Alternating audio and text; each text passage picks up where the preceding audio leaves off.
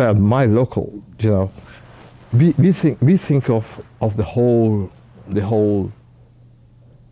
fabric of the whole thing. Because if my local does the thing, our members do our job, it makes for a better environment, and the statistics have proven that a kid goes into a welcoming, warm, clean environment. This kid is tend to learn better. And these are things that our unions has fought for. Safety of our unions, of our the staff and students and the community. Those are things that my union has fought for. Because my union knows, thinks, and believes that if we do our job, it means that the whole community benefits. And that is one of the philosophies of 474. It is not. It is one of the things that which goes through our what the union says, what the sense of ownership. You can't, going back to privatization. That's one of the things that came out of the study that we did. Man, you have some guy in the street out there who comes in.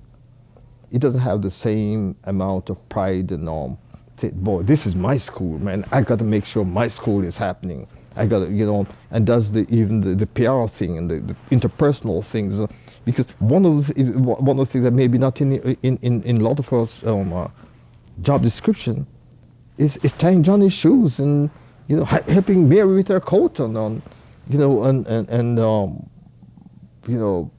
comforting a kid, or directing, all of those things are that our philosophy of our union is a total embodiment of the whole fabric of the whole community wherever you work. It's not just I'm going to go and do my custodial work. It is all of those other things that it's not on the sheet. Yeah, I mean, you're just touching on something too. Is that there's a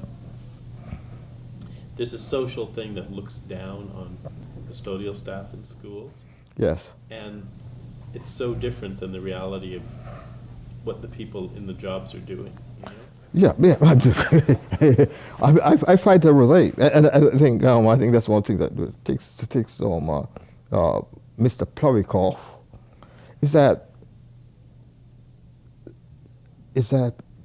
we just won a grievance there because they assumed that what happened. These guys are custodians. Man, they're dummies. They can't think. But then we got into the fight. You know what happened? We won. They assumed that. We did our homework. Figured it'd be a walkover. No. There are a lot of us who have degrees. That's why that's something that they don't understand. That some people have degrees or went to university or have So you're going to fight with us. We're going to fight back, or we're going to push, and we're going to because we are this assumption that someone pushing a broom or whatever means that it equates to you being a moron. That is not true. There are some of us who are can hold our own out there. Yeah. But sometimes insulting. I myself personally, I go and I talk to them and I try to talk to them on their level and use some words. Even this week here, this teacher came, bubbling, coming, and she was like, and I said, "Oh boy, you're so effervescent." And like, what? I